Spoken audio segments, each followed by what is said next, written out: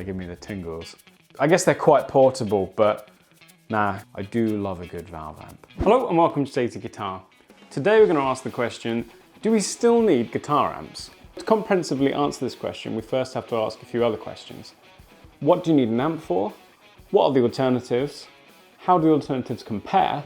And finally, at the end, I'll let you know what my thoughts are on what I think the future of amp technology is. Obviously, what we need amps for is to make the electric guitar audible, whether that be for playing at home by yourself or playing at a concert. However, nowadays, they're not actually completely necessary. There are a few alternatives. There are a few different types of alternative. Firstly, we've got like the pedal type alternative. So you can have like a HX Stomp or the Strymon Iridium pedal.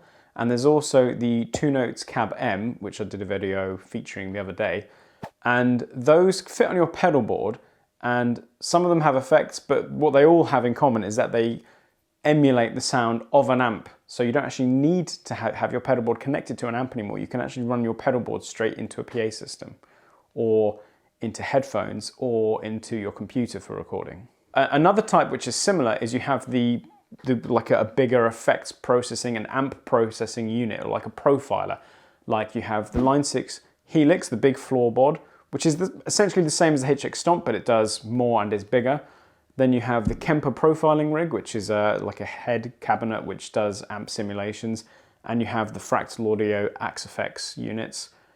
These are like much more expensive, much more comprehensive and all-encompassing versions of these smaller pedal board ones. The third option is you might not need anything other than a computer and an audio interface, because now we have amp simulation plugins. And all you do is connect your guitar to the audio interface and then some headphones or some studio monitors. And you can use a computer to process the actual amplifier sounds. Examples of software that will let you do that are Bias FX 2, Amplitude 4, I think the most recent one is, might be 5, can't remember.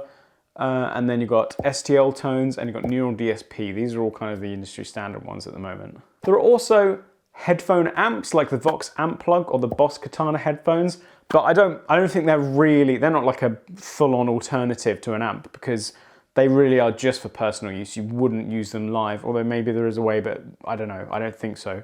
Finally, you also have nowadays some amp heads which have speaker emulation built in. And I'm not referring to just like a DI output, because those have been around for a long time, but they don't sound very good. But for example, the Rev D20, I think it's called, is a little head that also has a Two Notes Cab Sim piece of hardware on the back that lets you select 20 or a few different cabinets, and that sounds really very good.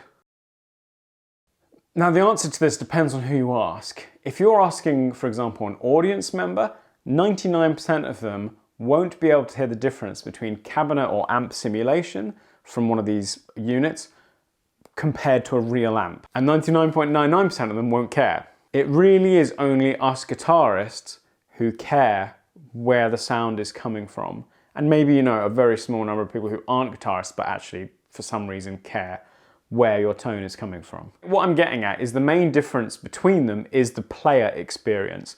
The listener won't know any difference. But when you're in the room with an amp, the amp vibrates the air in the room, and it vibrates the floor. You can feel it in your clothes. If you're playing loud enough, you feel your trousers flapping a bit, which is obviously really silly. Don't do that because it's bad for your ears.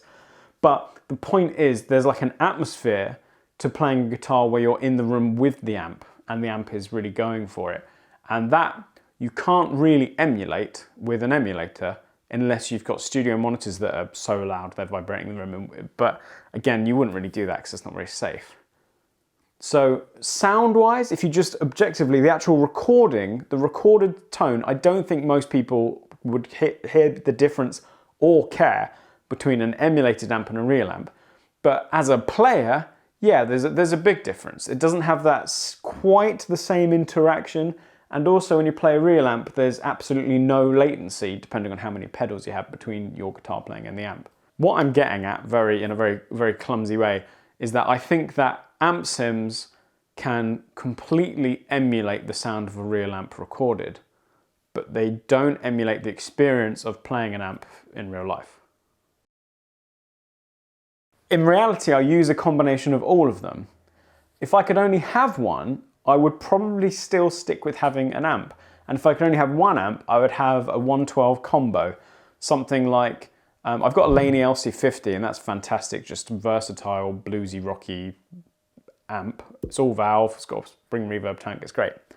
But I'd love to have also a Vox AC15. That would maybe be my one choice, or a Fender Bass Breaker, or a Marshall Blues Breaker, or I'd quite like the Marshall Origin 50. I'd like one of those because I played one of those at a trade show and they sound great. It's very practical. One, a lot of the newer ones have wattage attenuation, so you can have them quieter when you're playing at home and louder for playing at a gig.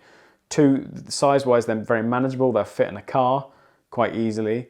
And three, they'll also stand up to a drum kit. You'll be able to play in a band with a 112 combo and it'll be loud enough.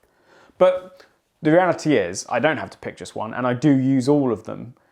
When I'm recording, especially for videos, it's really handy to just use a plugin. The thing I like about amp plugins on computers is that you're just recording your DI guitar tone. So if you finish your recording, then you go, actually I'd quite like to change that amp tone. You can either send it back out into a real amp, or you can use a different plugin or a different amp within that plugin software. So it's not so final. You do your recording, you have your final performance, but you can change the actual tone, which is really handy. But then the flip side of that is you can end up changing the tone too often. It's sometimes better to have an amp sound you love, record it, and you're done.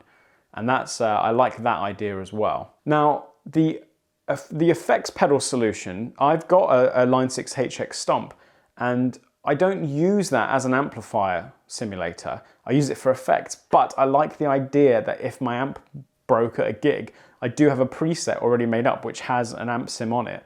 So I can use my amp for the gig, but then I've got the virtual amp as a backup, and I think that's a really nice combination. Then in terms of the big processing things like the full-size Helix, the Kemper and the Axe-Fx, I don't have any of those. They're ludicrously expensive, and I guess they're quite portable, but nah, that's the one category I don't really care for. So in terms of where I think amp technology is going, I kind of touched upon this earlier because I mentioned the Rev D20, I think it's called, which has the 2 notes torpedo simulator thing built in. So you can use it like a normal amp going into a cabinet, but you can also just take the head and go straight into a PA system, and that's all you have to take is this little tiny lunchbox head. And I think probably or possibly the future of amps is that nearly all standard gigging amps, like the industry standard things, are gonna have that kind of very good quality emulation built in. But at the same time, they don't have to, because you can buy load boxes with the impulse responses or cab sims built in as well, like the 2 Notes Captor X, I think it's called, which I did a video of. I'll put a link to that below. And the, what's the other one? The Oxbox, really expensive, does the same thing, perhaps better, I don't know, never tried it. And I think Mesa Boogie make one, it's basically, again, a rebranded 2 Notes. And so you can have any valve amp you want and get that same functionality of not actually having to plug a cabinet into it. You could just take a big Marshall head and have it going into that box. It would look really weird on stage though. So I think the more preferable combination is to have like just a small amp, but also with a line out. That's a good one. But I do think there will always be people who are traditionalists and love just a simple, big old valve amp. And I do as well. I absolutely love valve amps. Whilst the end result is almost inconceivably the same of a simulated versus a real amp, still that live experience is, and as a guitarist, I love a valve amp. I don't think they'll ever go away. I do love a good valve amp. They make me smile. They give me the tingles. As much as I'm speculating about the future, it's actually already the now. Loads of people are already gigging, touring, recording with virtual gear, using Kempers, using the Helix systems, and using the Boss GT1000, I think it's called. And most of us don't even know or notice because it's just on stage or backstage. So I guess it's not really the future of amps, it's already the now. But what I'm saying is I don't think valve amps are going anywhere, but what we will see them perhaps integrate some of this technology. Well, thanks so much for watching. What do you think? Do you think we still need real amps and physical amps? Let me know in the comments below and let's have a chat about it. I've been JT and I'll see you next time. Take care. Bye.